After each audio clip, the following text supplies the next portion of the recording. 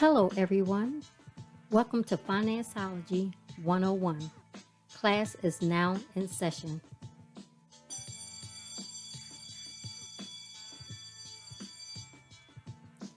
The information provided during this podcast is just that, information.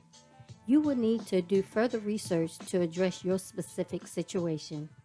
Enjoy the session. Hello, everyone. I'm Robin, and my husband is Elroy, and welcome to Gifted Generations LLC presents Financeology 101.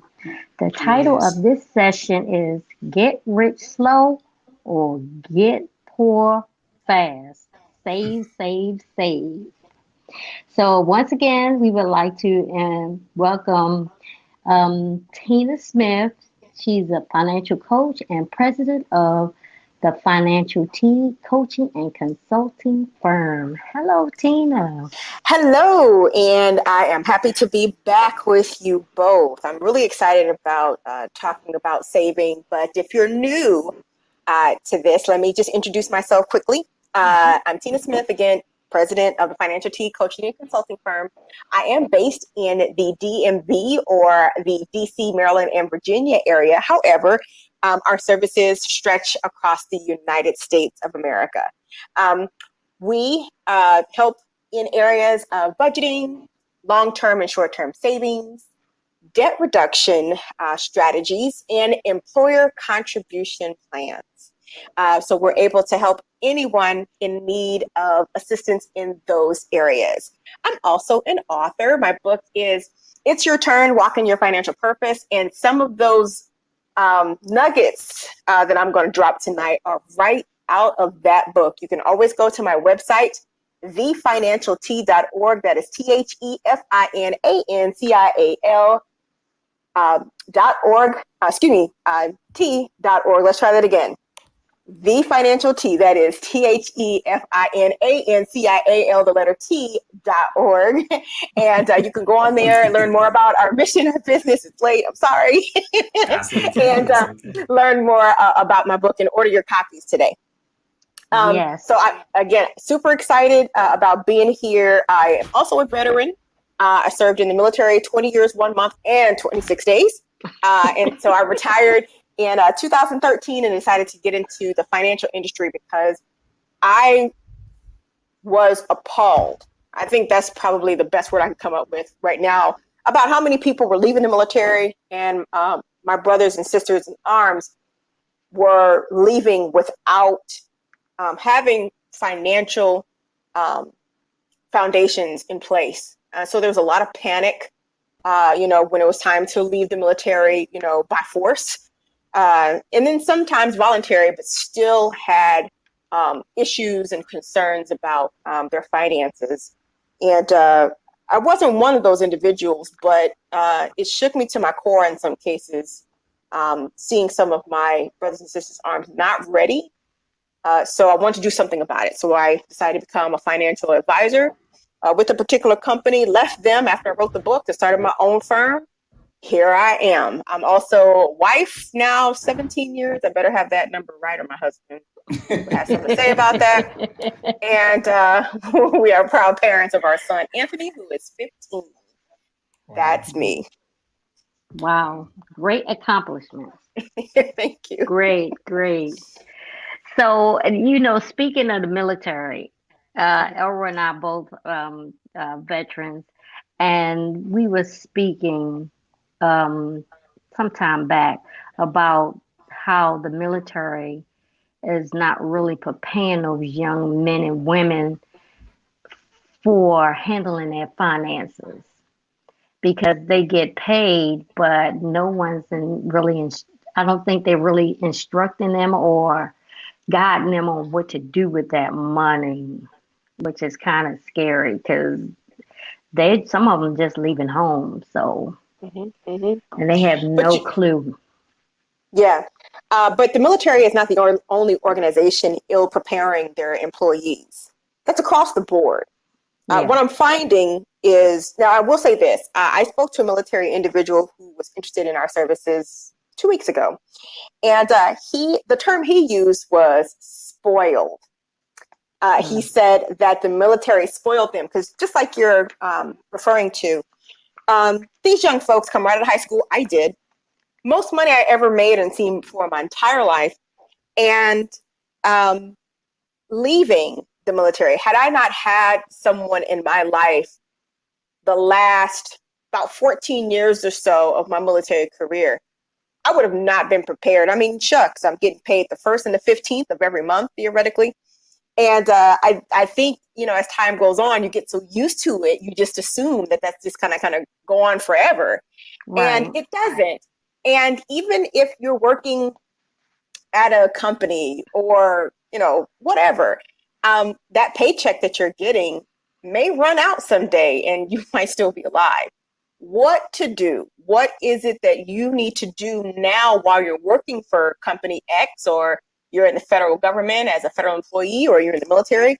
What do you need to do now so that when that check stops, whether voluntarily or involuntarily, how can we make sure that you're prepared? Saving is going to be the absolute foundation to the whole plan. You don't have savings, you've already failed the mission. Yes, I totally agree with that because most people just live for today, paycheck That's to right. paycheck. And like you said, they assume that paycheck is always going to be there. And it's not. And they're not thinking in those terms. Uh, No. yeah, I have a question to ask Tina. So, Mhm. we almost approaching a year since COVID. People, this is last March, and I've been home for about a year working since COVID-19. Do you think with everything's going on, people's perspective on savings has now changed than it ever has before? I believe so.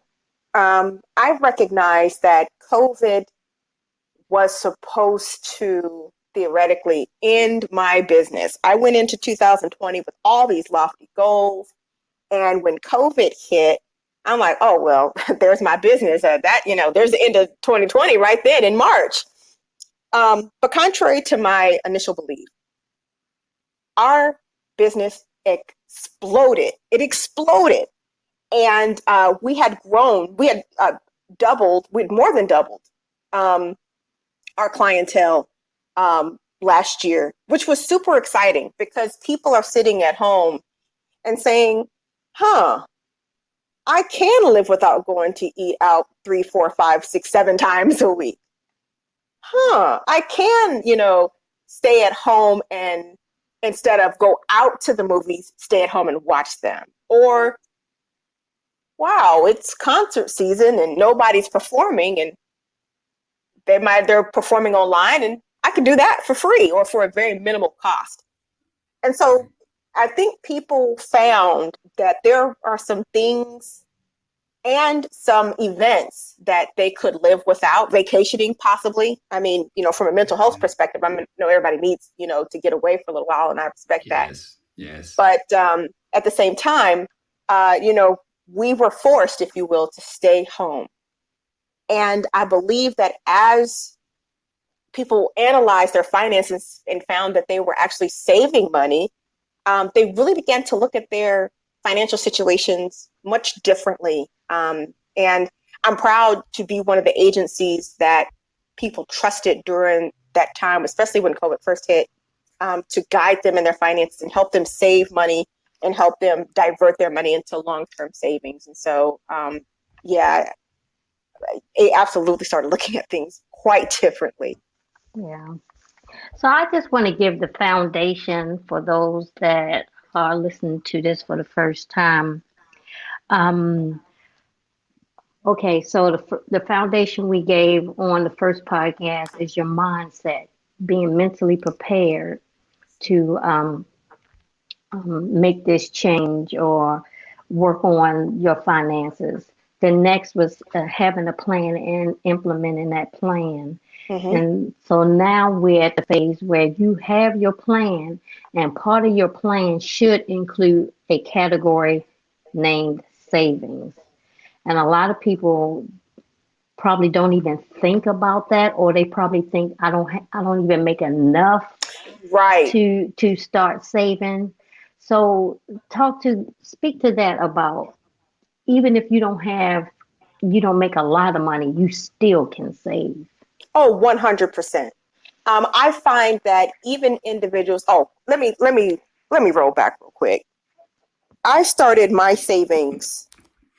I was 25 years old, making 19, yes, $19,000 gross.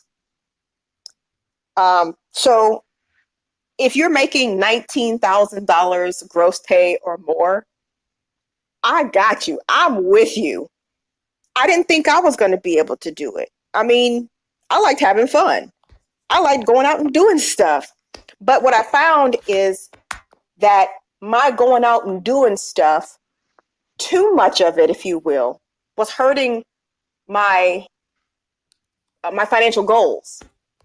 And so for me, I found that if I stuck to my needs, as an NEEDS, if I stuck to those primarily and reduced my wants greatly just for a short period of time, I would see a difference in my finances.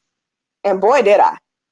So if you don't make a lot of money, I challenge you today. You know how I am. If I'm going to spill tea or drop some nuggets, I want all the listeners to take away something during this podcast, during our time together, so that, you know, you can start doing things immediately to change your financial trajectory. But I found that if I calm down just to my needs and started focusing on those, saying no to some of those things that I wanted for temporarily, that I would see a difference. And I'm telling you, if this is you, it could be something as simple as not going to McDonald's every day, you know, like during lunchtime. Maybe it's taking your lunch to work. And if you feel like you can't eat at your desk or you want some peace and quiet, and I'm just telling you what I did, so I don't want anybody to think that, oh, well, she's just talking, she ain't never done this before. No, I've had to take my lunch to work quite a few times. And if I felt like I couldn't sit at my desk and eat because I wanted some peace and quiet, I would go outside or go to the break room or something like that. And my posture would, you know, kind of be, I didn't want to be bothered. So either I'd have my nose in a book or something like that to be left alone. I might not have been reading the book, but neither here nor there. But something as simple as taking my lunch to work made a great difference. It could be even because I didn't want to eat that sandwich I fixed. I'm gonna tell you that right now. I didn't want to eat that, but I needed to in order to reach my financial goals. So anyway, something as simple as taking your lunch to work would make such a difference. And it could be small things. I'll give another a small example, or maybe a simple example, but it could make a huge difference. It may mean trimming down your cable or trimming down your phone plan. Some of those small things that you could do. I didn't say, you know, throw your phone in the lake and turn your cell phone service off. Or, you know, I didn't say, you know, completely take, you know, throw your, you know, TV dish or, you know, throw your cable box, you know, into the trash. I didn't say that. But I'm saying to look at what you need to have and bear down. So as you are looking at your plan, you may save, I don't know, $10, $15, $20 by reducing your plan. And if you do, I mean, if you do $10 here, $20 there, not going to lunch every day, maybe that's $50, you know, extra. Just like that, you've saved, say, $80. Think about putting that into your savings account to start building up your savings so that if you go to work one day and your job is closed and you no longer have a job, you at least have something to back you up until, you know, you get another stream of income. I hope that made sense. Yeah. So that made perfect sense. So I want people to understand that part of your budget, one of the categories, like with your utilities, Mm-hmm. groceries, gas, should be savings. Oh yeah. Include that as part of the category because you want to pay yourself.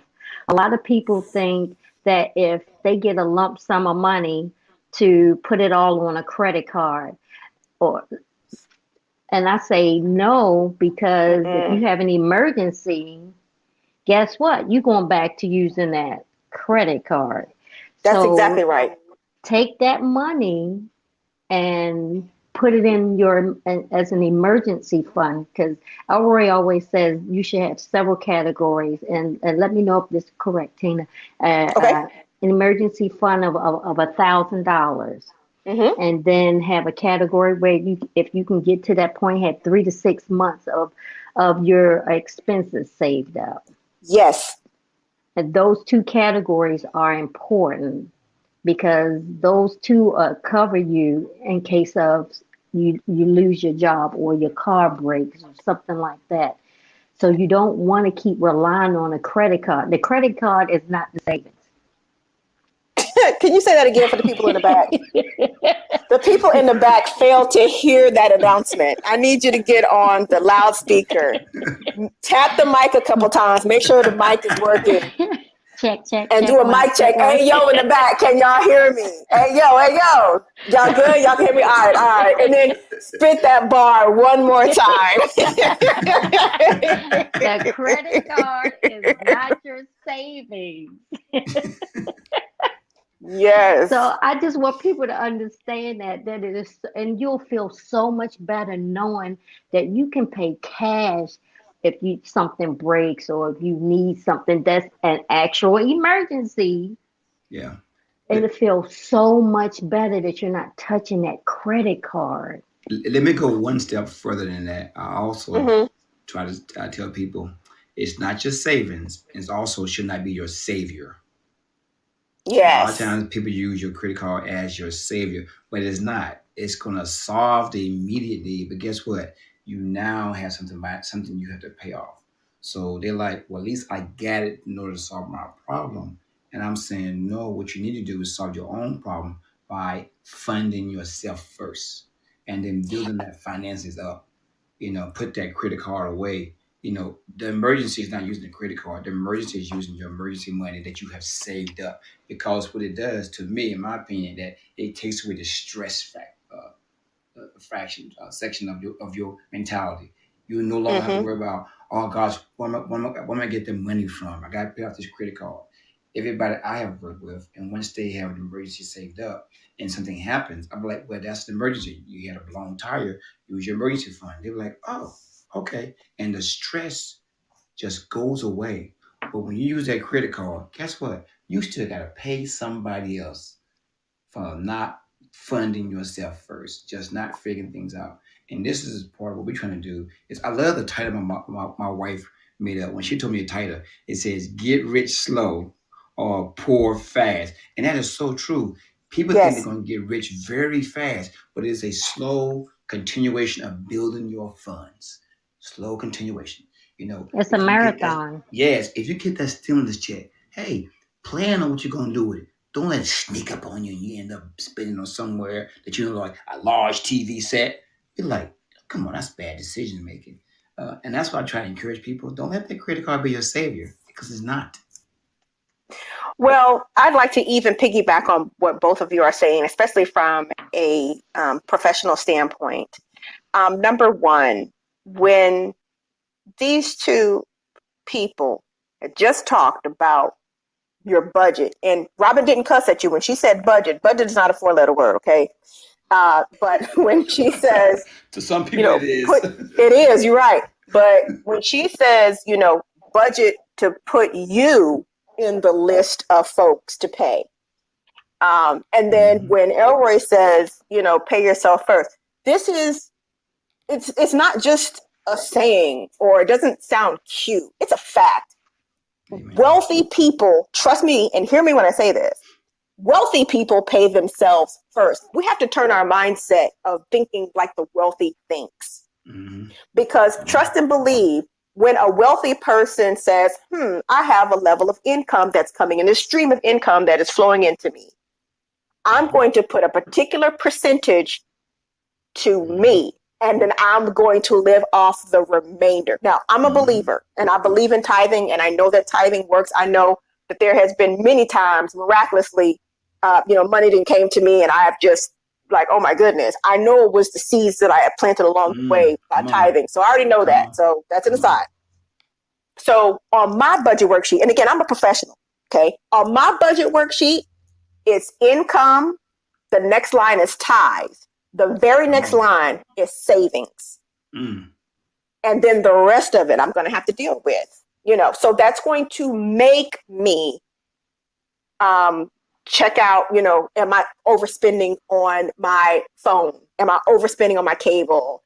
Yeah. And, do I have a budget plan with my utility provider? So my monthly bill could be level versus the peaks and valleys that you deal with, in the winter and the summer. Right. Do I have these things set in place so that I can then plan accordingly? No wealthy person pays themselves last. You know why? Because there's no money after that. That's right. Move you from the bottom to the top of the list of people that you're going to pay. That's going to be step number one. So I need, all the listeners to change their mindsets from saying, okay, well, I'm just going to save what's left. No, boo-boo. We need to put you at the top of that list. And whatever else is going to happen is going to be whatever else. So it's going to make you, though, be more mindful of the money that you're spending when you're putting yourself first. So that's thing number one. Thing number two, we talked about the credit card being the savior. And also when you don't have adequate savings, then you're going to lean right back on that credit card that you've so desperately paid off. Well, think about this. If you use your credit card, you decline to save. You say, you know what? I hear what they're talking about, but I'm good. I'm just going to do what I'm going to do. Do you, but I'm going to tell you, when you don't save, it's more expensive. Yeah. Why, Tina? Because let's say I had an emergency. I declined to have those $1,000 of liquid savings and then maybe another liquid savings. And when I say liquid, I mean like in your savings account or your money market account at the bank.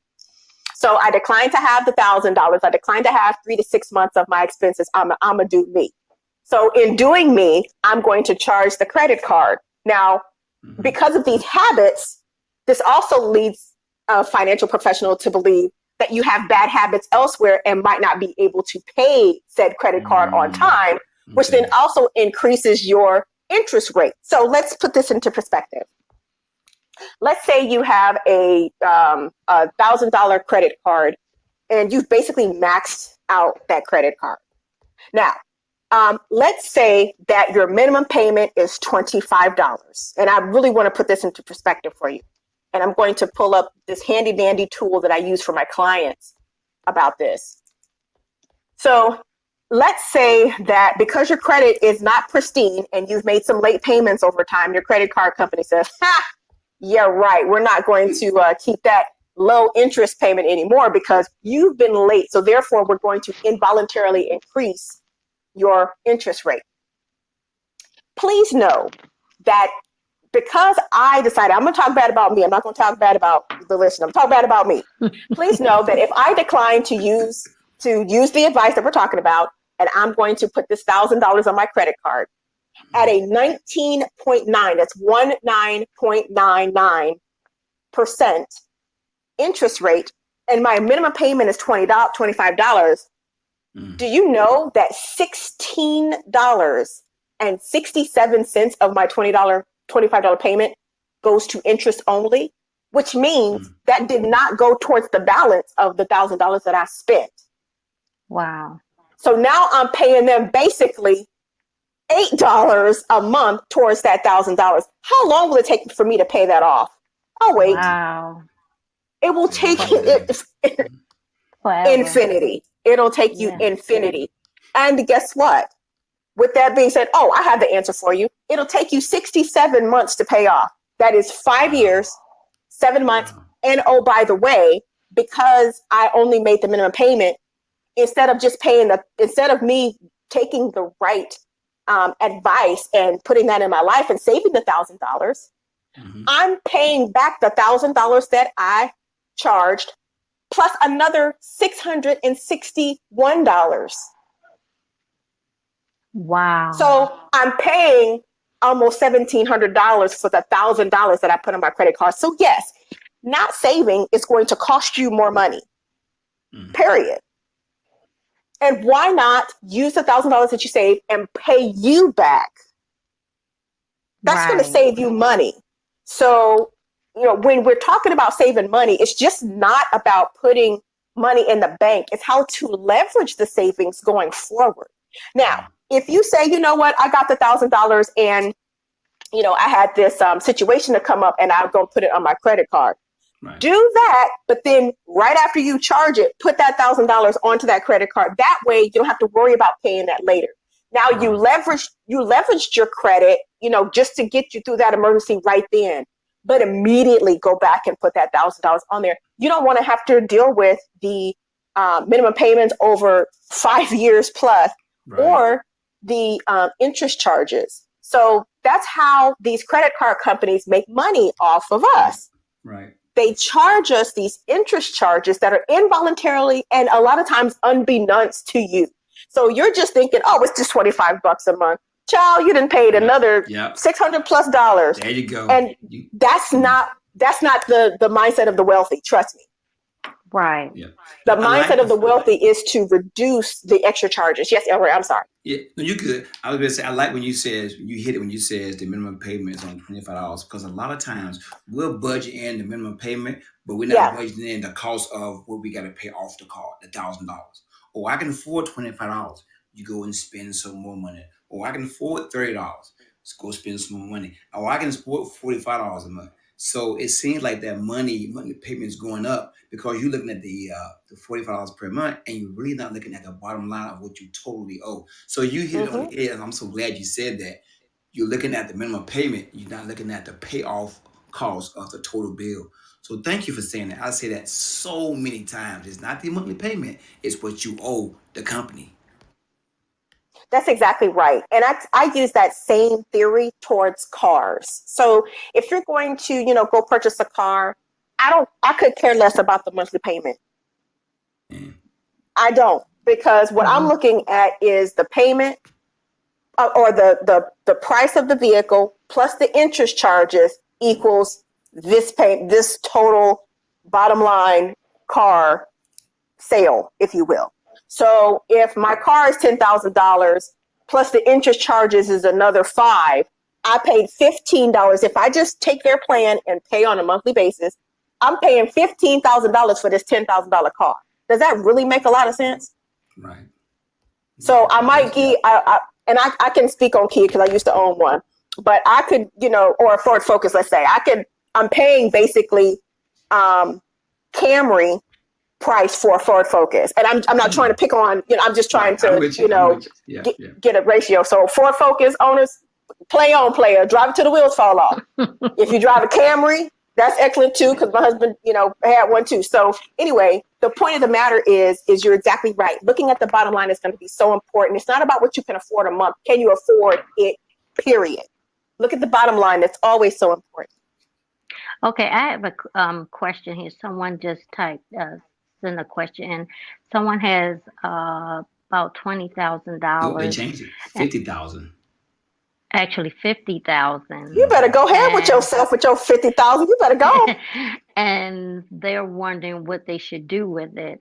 Now, do you have your one-time consultant where they can come call you and talk to you? Oh yeah. Oh, absolutely. So with the way that our firm works, we do 30-minute consultations. And that whole point of that consultation is so that we can listen to you, listen to your needs, listen to what you expect from a financial coach, and then be able to say, okay, based on what you're saying, here are the services that we can offer you.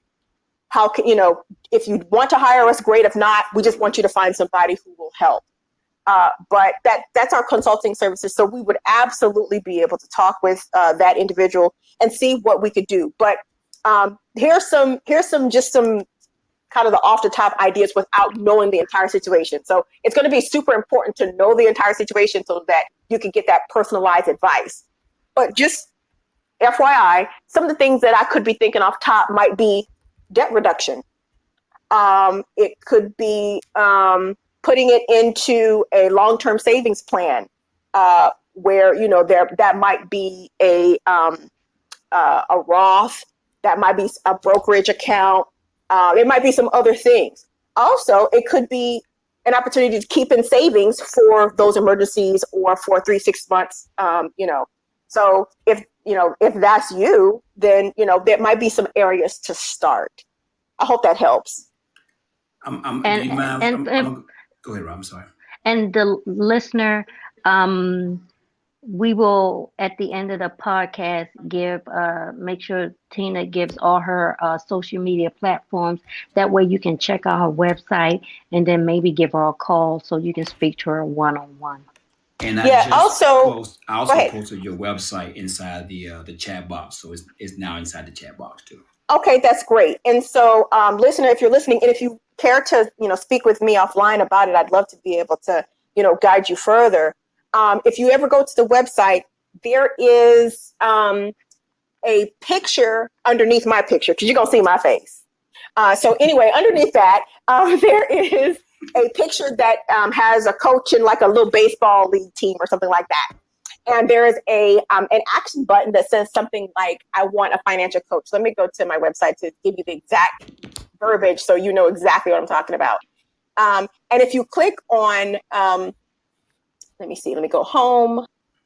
Okay, there's me, a black and white picture. And then, yes, it says need a financial coach. And then you see the Little League baseball team. Yep. Underneath that, there's an action button that says, I need a financial coach. If you click on that, this gives you a list of most of the areas that we cover. And then you can select me, Shamika, or Kevin to give you your consultation. It's totally up to you who you choose. Either one of us want to help. Either one of us can give you some great advice as far as, what it is that you're wanting to do and how to lead you forward. Once you decide to click on, whoever you choose, it links you right to one of our calendars, and you can schedule your time with us right there. So it's super easy, like 3 clicks away, and you have a consultation with us. And again, that consultation will be more so of listening, because it's important. If we're going to guide you on where to put your money, that person needs to listen to you and then figure out how they can help you best. And just so you know, listener, first of all, thank you for the question concerning that. But just so you know, the end game for us is to be able to tell you where to put your money in a way where, number one, it has opportunity to grow, or 2, it has opportunity to keep money in your pocket. Those are the 2 main goals here. Either how do we flip that bag, or how do we make that bag work to reduce costs today to continue to save you money going forward. So just FYI, and again, we'd love for an opportunity to speak with you, but we're here. We want to help, and thank you for your question. And she said, sounds great. Thank you. So excellent. Absolutely. She'll be looking you up pretty soon. And all righty, we're here. We're trying to make sure, one, we get the information out to users, to people, the listening audience, to understand the steps to do to get to where you need to be as far as saving. But when you have somebody that has $50,000, it's like, what do I do with it? You can still contact Tina. So absolutely, like, she can help you to start something, and then she can help you push you over the hump as far as what you want to do with your money and your finances. So she's an all-around person, and I'm so glad we're doing this as a tandem, because it helps out not just people without money, but also people with money. Oh, 100. And I think what happens is, as time goes on, we get some little nuggets along the way and be like, okay, I've reached this pinnacle, thinking in your mind, at least I would, if I had 50,000, I'd be like, oh yeah, I done made it.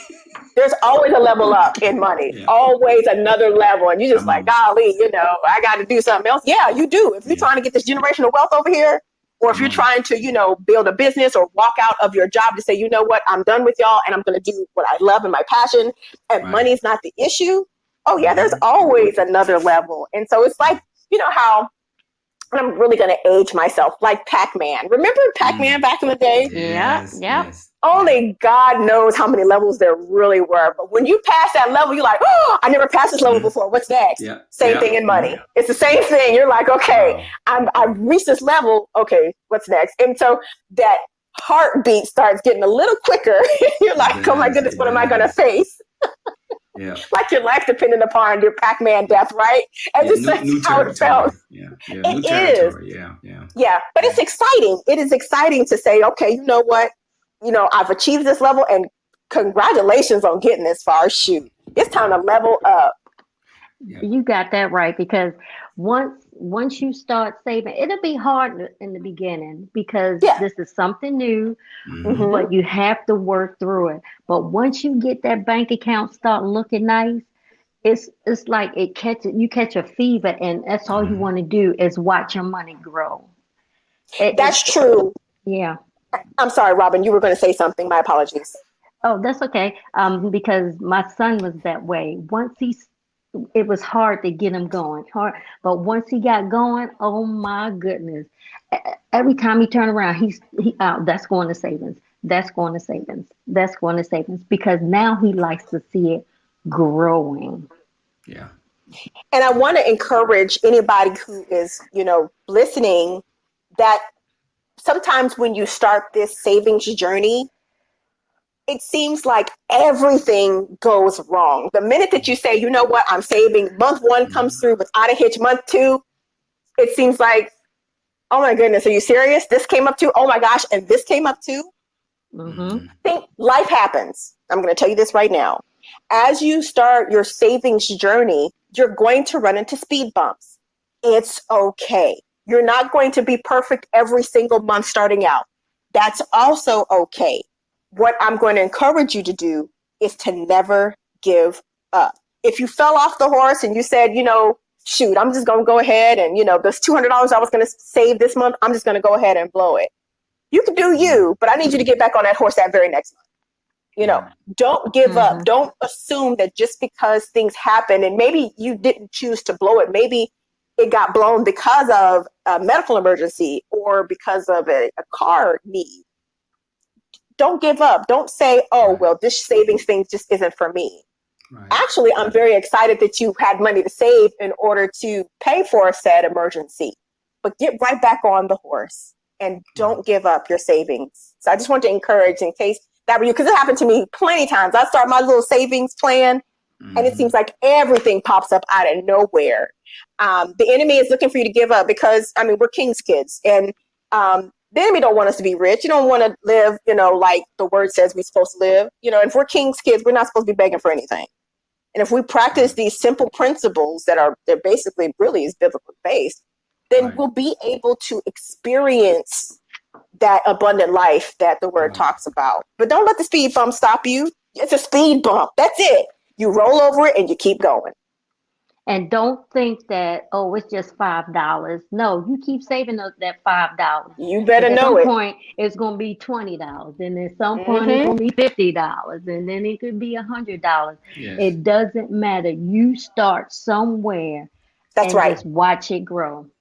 Watch it grow. And the word also talks about, little over time becomes much. And I'm telling you, that's the whole premise of this, get rich slow, get poor fast. That's the whole premise.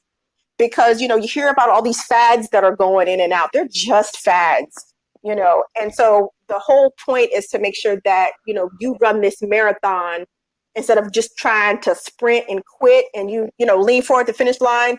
There's another 5, 10, 20, 25 laps to go. You pace yourself. You stay that even rate the entire time, and you'll get there. You will get there. Just don't quit. Wow. You got that right. You got that right. And you'll feel so much better knowing that you can pay for things cash. Yes. That's a wonderful feeling, that you can do things with cash instead of swiping that card. And also remember that debit card, you got to be careful, because that's you can do some mindless swiping with that as well and drain your account. So be careful with your debit card as well.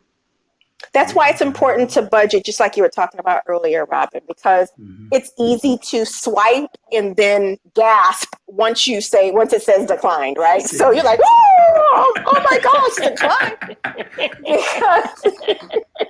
I know there's money in my account, so they need to try that again.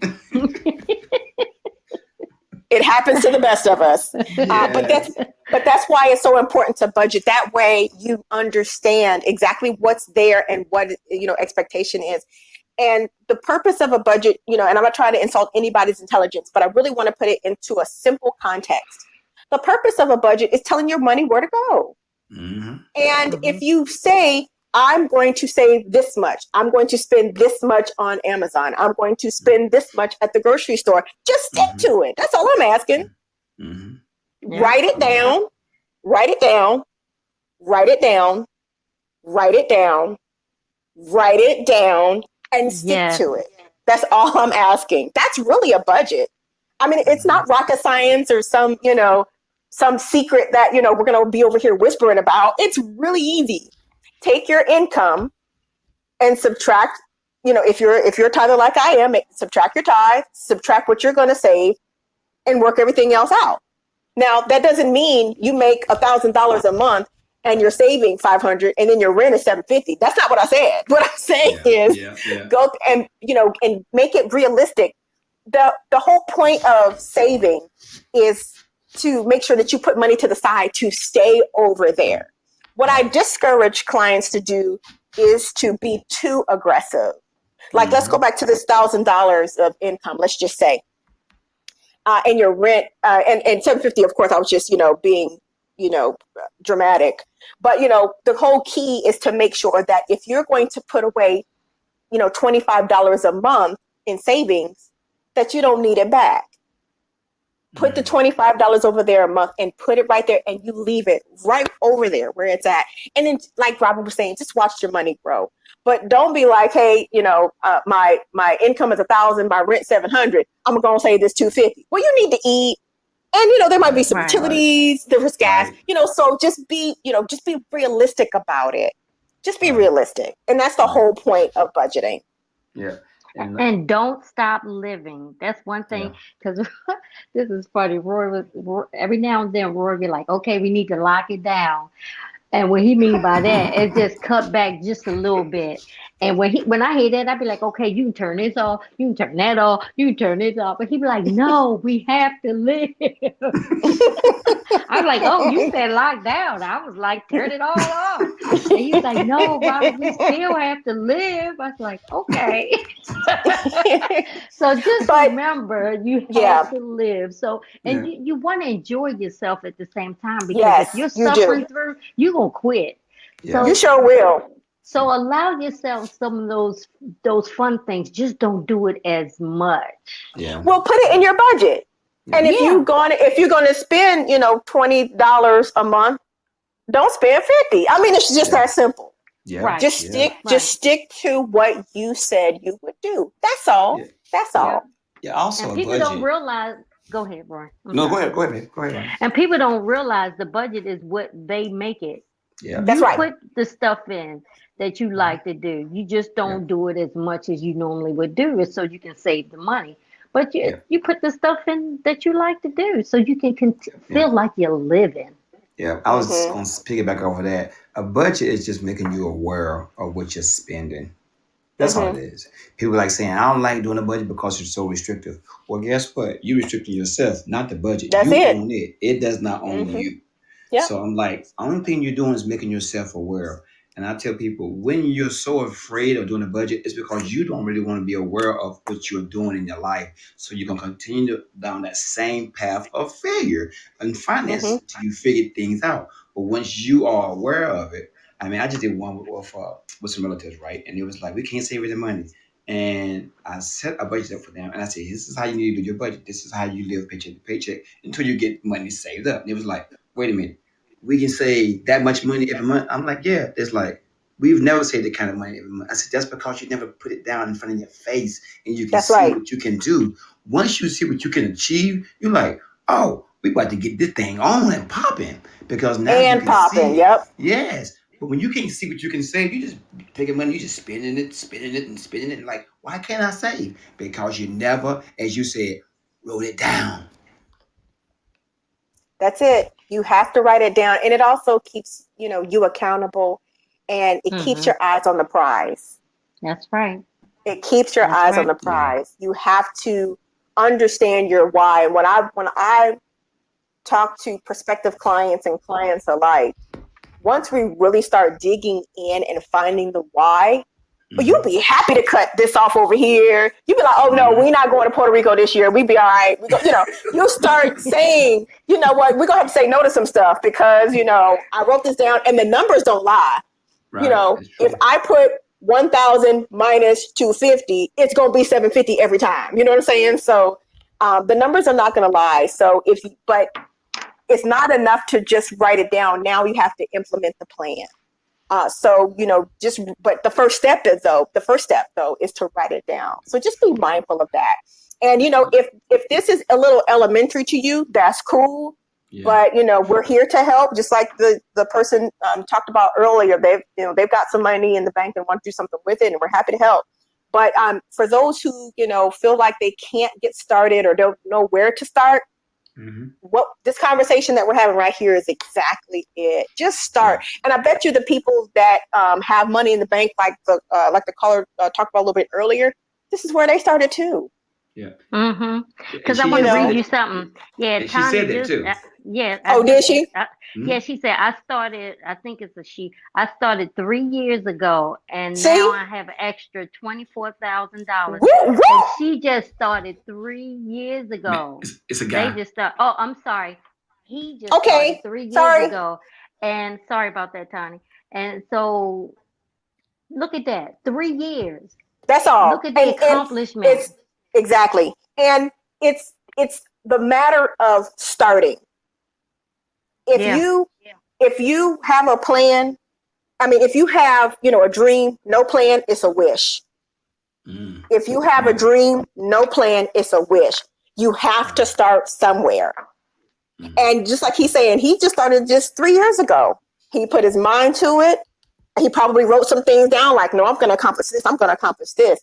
And look, and this is just the beginning. Yeah. So, when he decides to level up and get exposed to all different kinds of ways to flip the bag, he's going to be like, well, shoot, y'all, this worked. It does. But you have to start somewhere. So, if this, again, if it's you and you have no savings, I encourage you to start with $25 a month. Sacrifice. Yes, I said it. Sacrifice something that you like to do. And don't do that and put the money to the savings. It's that simple. It really is that simple. In 4 months, you'll have $100 that you saved, didn't even have to touch. It's that simple. You can do it. You can do it. Wow. Awesome. That's incredible that he was able to do that in 3 years. So other listeners, that's a word of encouragement right there. Absolutely. And if he could do it in 3 years, have that kind of money, you can do it as well. Yeah. Yeah. So and he said no to a lot of things. Yeah. Oh, yeah. He might have said no to getting, the new fancy car. He might have said no to that vacation everybody else was going to go into debt for. And he was like, no, I'm good. He might have had to say no to, going out with, friends weekend or whatever. And I'm not saying that you have to say no every time, all the time. But when you have that plan written and you say, you know what, I got to do this in 3 years, this could be you. Yeah. But you have to start where you're at. Yeah. That's incredible. Tony, when you reach out to Tina, mention that you heard her on the podcast, that way she can she knows where she's hearing information from, to let her know that the feedback that she's getting is getting out to the yes, please, thank you. That'd be great. Public, because it's good to know where you heard about Tina from, and you can say, "I heard it from you." That's wonderful. Yeah, that'd be great. Thank you so much. And I hope that he does reach out to us again. We're ready. Me, Kevin, Shanika, we're all in a lean forward position to be able to help. If there's anything that we can do to help, level up, we're here to help. Right. So I'm gonna give some little takeaways that I wrote down from this session. Pay yourself first. Mm-hmm. That's after you pay your tithes and offerings, then pay yourself. Be focused, laser focused.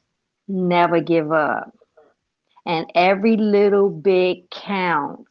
Mm-hmm. And this is not a sprint, it's a marathon. It took him 3 years, but he did it. So take it, just remember that you're not going to get it all in a few months. It's a Mhm. marathon. It's a marathon. Yeah, if Rome wasn't built in a day, and your savings won't be built in a day either. Right. It's just a Right. fact. It is just a fact. But absolutely. Now I'm going to just share what I do in my personal finances. It's just like I was saying about the income, then tithe, then us. We tithe 10%. We pay ourselves at least 10. Hmm. Period. So that Okay. other 80%, I'm gonna need to figure it out. You know what I I hear mean? you. But I I hear mean, you. but if nothing else, we have, all, needs and emergencies taken care of, period. And that's where you want to build yourself to. You're not gonna, if you're not there today, you're not gonna get there in 24 hours. But you can start right now. Mm-hmm. Right. Wow. Yeah. Wow. This was a great session. Great, Yes, it great, was. great. Yes, I it Thank hope you was. this again for having me. I appreciate it so much. Yeah, I yeah. hope everybody's encouraged and excited and ready to do this thing and have another great perspective on their Right. finances with COVID and everything. Everything is just Yes. hitting people all at one time. Yes. And this is something you can get control of now. That way, when Yes. we're out of COVID, financially, you could be in a better position because right now, everybody's sitting at the house. And I mean, there's not much that you can really do. So take that money, like Tina said, take that money you would have gone eat out and save it. Take that money that Yeah. you would go to the movies and save it. Yes. I Yes. mean, there's money that can be saved right now because there's not much to do because of COVID. So take this opportunity to turn it around to be a blessing in your life. Yeah. So for those who are listening, I know sometimes when an author comes on, they don't want to talk about their book. So let me go ahead and put another plug in for Tina's book. Thank It's you. it's your turn. Walk in your financial purpose. And I would say again, I love this book because it's short little snippets about stories of your life, suggestions on after each section, maybe 1 or 2 pages. I love it. There's always a scripture that follows to support what you're talking about. So your Yes. book is very spiritual and biblically based. So I love that principle because we need to get back to the simple basics of the Bible and how it talks about finances and everything. So if you're out there and you're listening, I encourage you to buy this book. And it can fit in the palm of your hand actually, and you can take it with you anywhere. It's And not a it's big book. powerful. That book is It's powerful. powerful. It is powerful. Thank you all so So much. once again, it's your turn. It really is. It Walk really in your is. financial Yeah. purpose. And So trust me when I say it, you order that book on my website, which is thefinancialtea.org. That is TheFinancial, the letter T.org. You spend $25, that's including shipping. And I'm going to tell you, that book will pay for itself in spades. Oh, yeah. yes, yeah, Oh, yeah. yeah. Definitely. We don't It's a already small giving that. investment in yourself. Yeah, we are Yes. already giving your book out to a few people. Because I bought what Thank five? I you. think 5 copies. Yes, you And did. Yes, you did. And we look, I said, appreciate you over here. look, and I said, hey, she even autographed it for you too. Oh yeah. All my books that I sell, they all come autographed in that blue ink. Yes, they do. That is my handwriting, people. I did that Okay. and caught a cramp myself. But yes, the book will pay for itself in spades. I mean, I've had people, basically use that almost as their devotional in some cases, and I really appreciate that because it really gives some real nuggets about some simple things you could do starting now to make some changes. And you didn't even have to talk with me. A Right. lot of my secrets are right in that book. So please feel free. Go ahead and order your multiple copies today. Be like them. Go and order them 4 books and you get 1 for free. So be a gift giver. And that book will bless you. I promise it will. Okay, give the name again. Go slow. It's your turn. Walk in your financial purpose. Okay, because Tony was asking, and Oh, Tony, I will post the title of the book in the park on the podcast podcast description, so you'll see it there as well. It's also on my website. So just like I was talking about earlier, when you go to my website, the homepage, you'll see my picture in black and white, and then you'll see the I Need a Financial Coach. Keep scrolling on that first page, and it talks about, she wrote a book. And so and you click on a link, and the link that's in that area, and it takes you right to the page to order my book. There's also T-shirts. So you can get your special edition copies today, and even, a cute tee to go along with it. But order your books, and I always try to get it out within 24 hours of the order, autographed and everything. So just FYI. But thank you for your interest in our book and in my book, because I guess it ain't ours, it's mine. But hey, thank you for your interest. No, Tina, it's my book now because I bought it. I'm just so used to saying our. When you run in a company, it's ours, us, it's ours. So sometimes saying me and mine and I. Well, you know what, Tina? It really is our book because you are sharing your knowledge with us. So it really is ours, because once I read it, I feel like it is mine. So you're giving something away. Good. And you put it right in front of us. So yes, I do think like it is ours. And the principle of the fact that you're giving me something to read and to hold on to refer back to at any point in time. So I got the book, I paid for it, it is mine. It's yours. You giving all the benefits. You giving all the benefits. Okay, so Ms. Tina, that's hilarious. Give all your social media platforms so everyone can follow you and like you and all that good stuff. Absolutely. If you are on social media, the Financial Tea is already there. You can connect with me on Facebook and on Instagram. Both of them is at The Financial Tea. That is TheFinancial, the letter T. I'm also on Twitter, and that handle is _financial_T. You can also find me on YouTube. I have a channel there that gives some real nice tidbits too. Videos from when I was doing Tea Sipping Sundays, where I was giving financial advice live on YouTube for 30 minutes. And then also a series that I was doing called Chantel Asks. So I'm on YouTube. Of course, our website, which is thefinancialtea.org.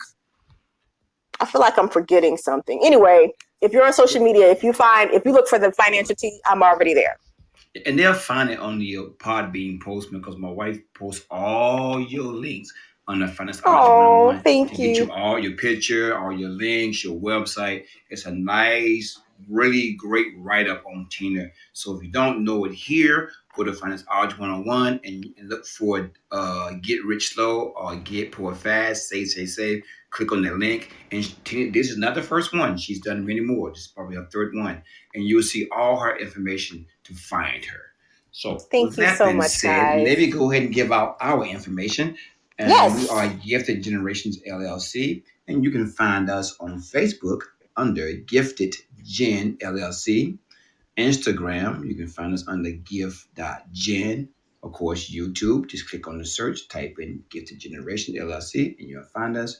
And then, of course, we even got a blog on our website. So be sure to click on our blog on our website. Our website is Gifted Generations with an S -LLC.com. And we always say, don't forget the dash. Okay, so this was a good session. Thank you, Ms. Tina, once again. And thank you, listeners, for joining us. And we truly Great questions. Yes, great questions. Yes.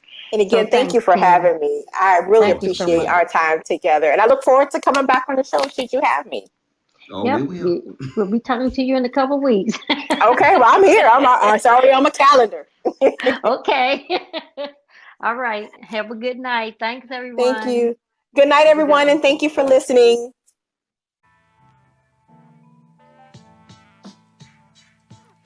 Well, thank you for tuning in to our podcast, Financeology 101.